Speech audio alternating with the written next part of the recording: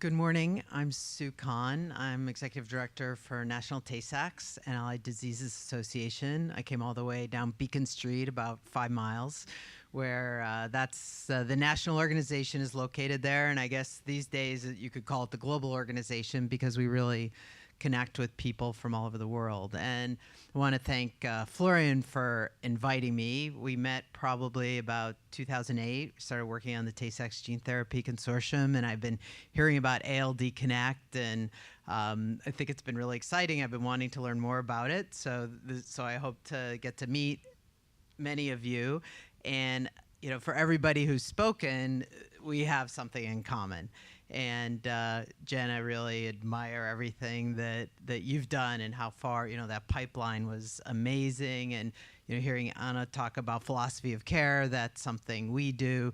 So my background actually is with Genzyme and business development. So my nature is to collaborate. And when, our mission, which I'll talk about briefly, is very broad. We cover a lot of diseases, so we really have to collaborate. It's very clear we can't do it all, and that's the only way we're going to be able to move forward. So I put and lysosomal storage diseases when you see the diseases that we're connected with. I've been to a lot of lysosomal storage disease meetings. I have to say I haven't been to any involving the leukodystrophies, so now we'll start something new. But part of it connects really to NTSAD's history. So here are some of the faces of our affected kids and adults and families. I'm not going to talk about the specific diseases, but like a lot of patient groups, we were founded by parents back in 1957.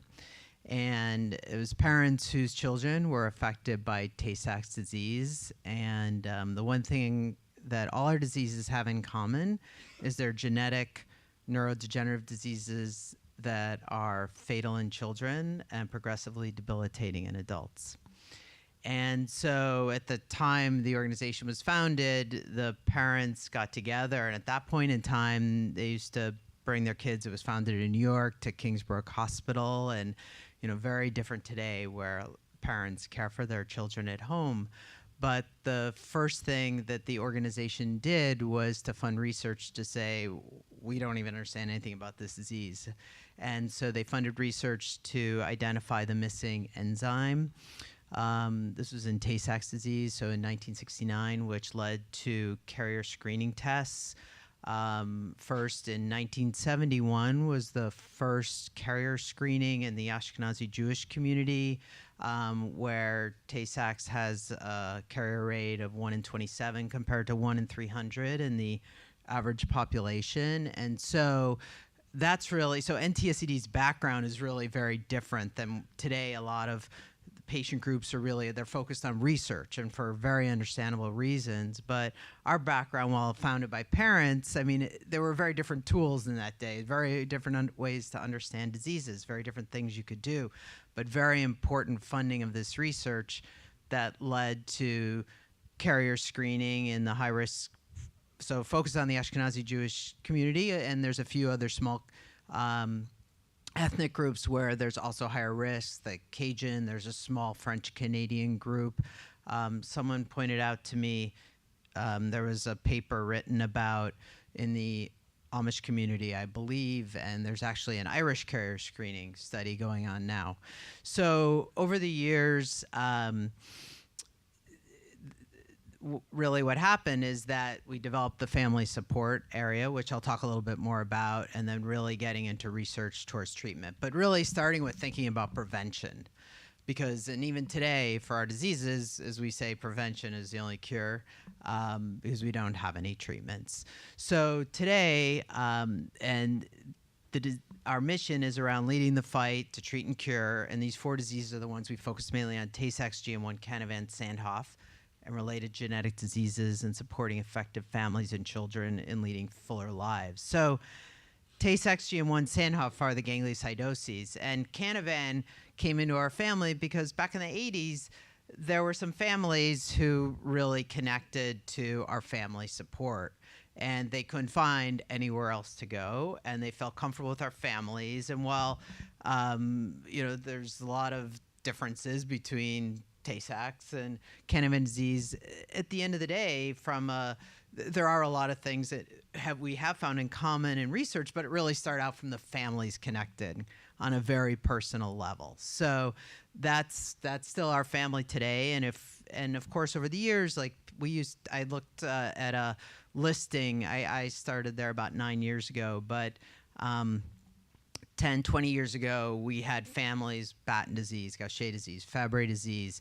And nowadays, of course, if someone calls, we can say, oh, there's the Batten Disease Support and Research Foundation, there's the National Gaucher Foundation. And some of that really came about because now there's therapies in some of these diseases and focused efforts. So we kind of we're straddling both worlds. We're kind of in the broad umbrella disease group, and from a research perspective, we still look to that, but in certain diseases, we're disease specific. But because we're not only one disease, and people like to see diseases in their name, we have, there's a dad that started Cure Tay-Sachs and a mom who started Cure GM1, and so we're trying to figure out how to work with them because we're really trying to do the same thing, and it's hard to convince people of that. So just a little bit in terms of family support. By the way, and this is one of our adults who's affected with late onset Tay-Sachs. That's the other thing. So the diseases we represent, like many of these diseases, range from infantile, most severely affected, through late onset. So we work with a number of diseases and, of course, many various forms of these diseases. But going back, so once we first started getting involved in family support, we did some of the classic, we had a peer support group, and we connected families with other families, mentor matching, symptom management. We started an annual family conference, which just had really researchers and clinicians and parents involved. And we had the basic, kind of in the old days, phone cards. I don't know if any of you remember when you had to use those phone cards. Of course, now anybody can call anywhere, and print newsletters. Now, really, we're going to have our 38th annual family conference next spring in Orlando. You're all welcome to join us. And so now we also have affected kids, their healthy siblings, affected adults. So it's really a much broader community. In addition to support, of course, we've brought a lot of research. The researchers come, talk to the families, as well as we started doing some clinical research at the conference last year. Our peer support group also expanding in terms of what we're doing for our families. And I think you mentioned social media, Facebook. It is amazing how we have both our page, the NTSAD page, but we have a closed support group and we accept people into it, and it's just the families. It's not the researchers, it's not the doctors, it's not the companies, it's the families. So it can be a safe place. And it's interesting because people worried, well, they still need the support group once you have Facebook. Well, Facebook really doesn't do it all. And when someone calls, we think about who's the right family to connect them to, because people are at different stages, they have different philosophies of care. There's a lot of different things they can learn from each other. We've gone from a print lifeline online to in electronic magazine now, Deanna tells me it's called. And we have other e-communications research review, again, that we open to everybody. Also, really expanding to global support. We're dealing with very, very rare diseases, so we get emails, calls from everywhere in the world. I mean, that's what we keep. When people ask me about just Tay-Sachs, they think, oh, Tay-Sachs, isn't that a Jewish disease? Isn't that eradicated? And the answer is no and no, because anybody can be a carrier, and we get calls all the time, and it's not in the common perception, but that's the truth. So going forward, I think we're seeing a lot more focus in research, and this is where we have so much to collaborate about and learn from each other, but we're moving towards more family engagement in clinical research. We're planning a session for our next family conference called Families Collaborating in Research. And basically, where they're going to come and we're going to have them bring medical records, bring their baby books, fill out questionnaires for those who haven't already done it. And these questionnaires, and Florian, you've been involved in putting some of them together. We did it back in 2008, but now we're going to try to really broaden that, to broaden the natural history understanding. Our boot camp for newly diagnosed families, to really, the family support piece of what we do is still really important. So while there are some of the newer groups like research, and that's what families are focused on, and there's treatments, for us, we're kind of in that in-between stage. There are no treatments. So we want to make sure that we can support families, whether they're really, all I want to hear about is research, or you know what, I just want to hear about how can I best take care of my child, my family, understand what to do in the situation where my child has a life-limiting illness. So it's really a broad spectrum of what people want out of working with us. And then we hope that right now we don't have it, but we're really starting down the road to have clinician-driven registries, and we also want to get to the point where we have patient portals, and that we can maybe build something simple, and we'll have something for clinical trial recruitment and going to webinars and videos. So we have these big aspirations. We have a small staff. We do have a scientific advisory committee, which Florence on that committee, and we also started up a year ago a corporate advisory council. And that was really a way to, we don't have any biotech yet on our board, and we've been struggling with that a bit, but we do have this corporate advisory council bringing in experts, people who have experience bringing drugs to market. So our scientific advisory committee are more researchers, clinicians, laboratorians, and we wanted to be able to bring in another perspective of bringing drugs to market, which is something we still aspire to. For a research program, we have something called our research initiative that was started in 2002.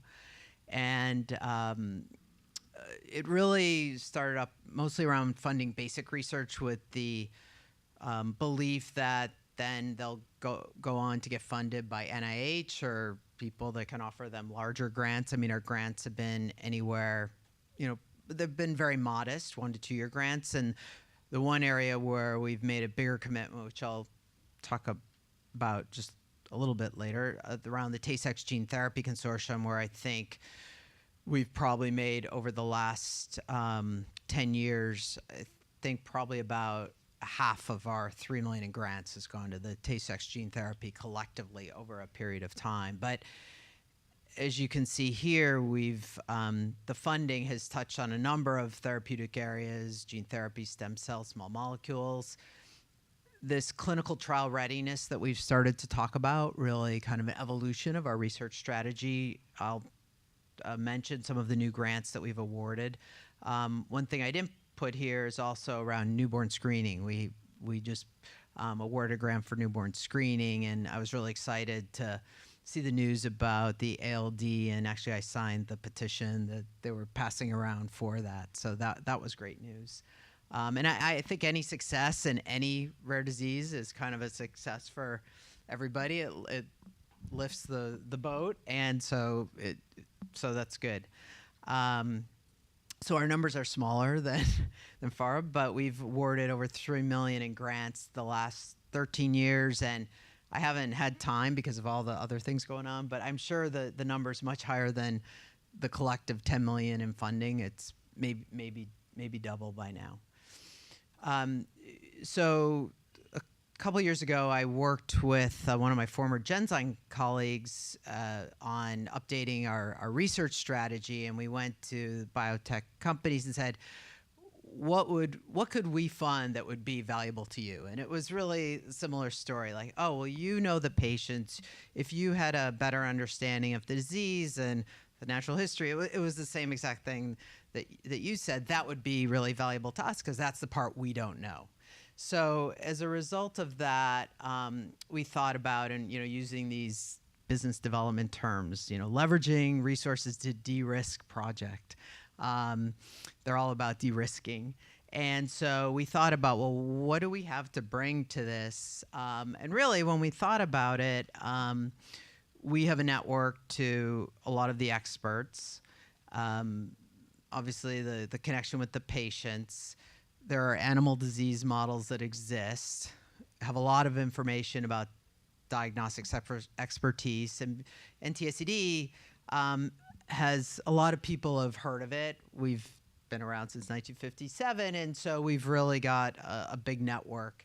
And so how can we really use this network to leverage our resources? And that's where we came up with this idea of building this clinical trial readiness infrastructure. So we're still in the very early stages of doing this, but hearing what you're doing and what you're talking about, it just further convinces me that that's what we need to be doing. So I'm going to give you an example of a few things we funded, and then that's it.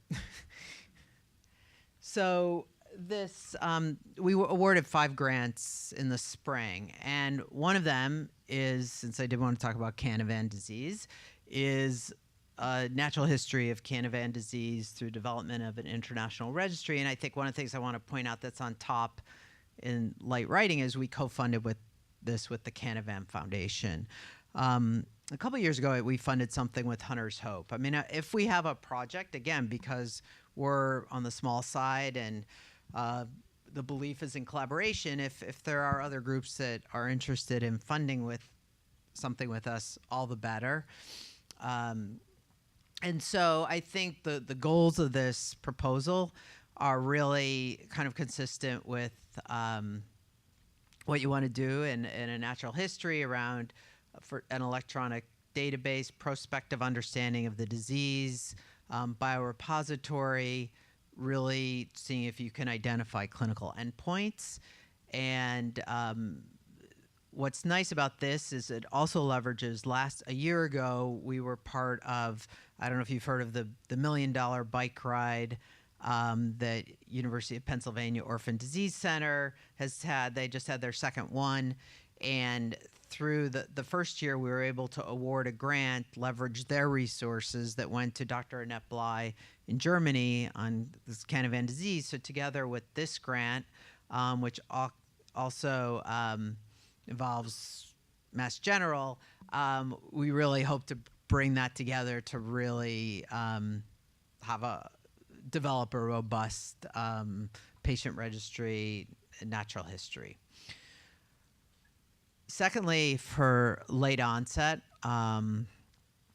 again, this is something, this picture here is of these 2 sisters, and if you've seen the New York Times, I'll have to admit, we're not paying for full page ad in the New York Times. If any of you have seen it, I just want to let you know that Katie and Allie Burek, who were diagnosed at age 26, both with late onset, and their mother is one of the top executives at the New York Times. So, but they basically, we got a call one day and Katie said, I got to do something. So they started a fund towards research, which really has helped.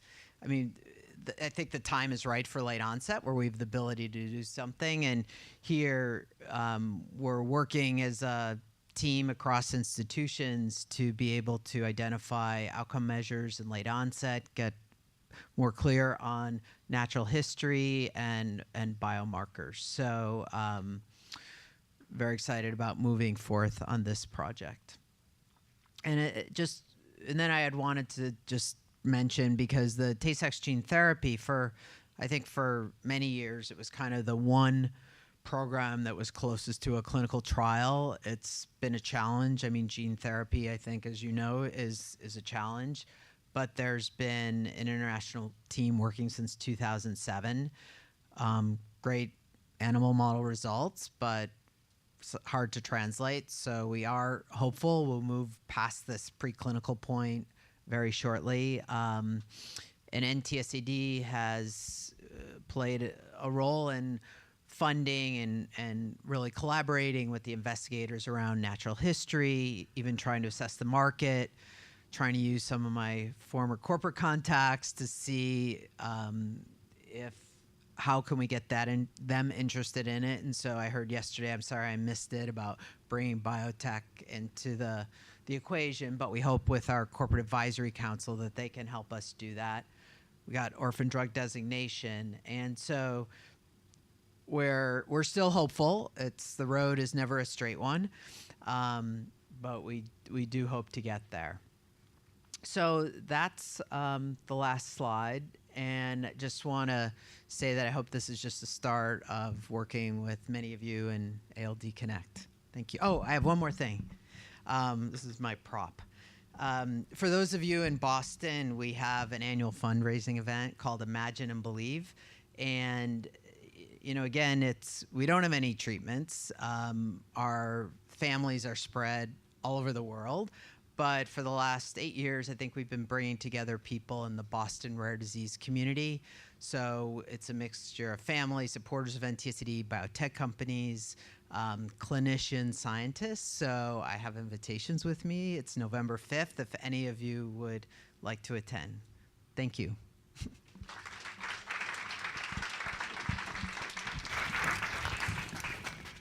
Thanks, Sue. Nice festive invitation for before the break. So I think let's take a moment to sort of take this all in and see the commonalities, see the sort of the shared goals and momentum here. And I think we'll come back after the break and then hear from Alex Sherman and then from others about trials in leukodystrophies around the world. And I think that actually by providing some of the resources that we're developing in ALD Connect and sharing them with GLIA and NTSAD and other diseases, we are not only helping standardize, harmonize, and collect natural history, but now actually incentivizing clinical trials. So I think that's a very exciting moment. And I think on the social media and patient portal side, again, I think there's a lot of common goals that with the Hunter's Hope and the Leukodystrophy Care Network, and I think what Workgroup 4 has been doing in ALD Connect over the past year is very much aligned with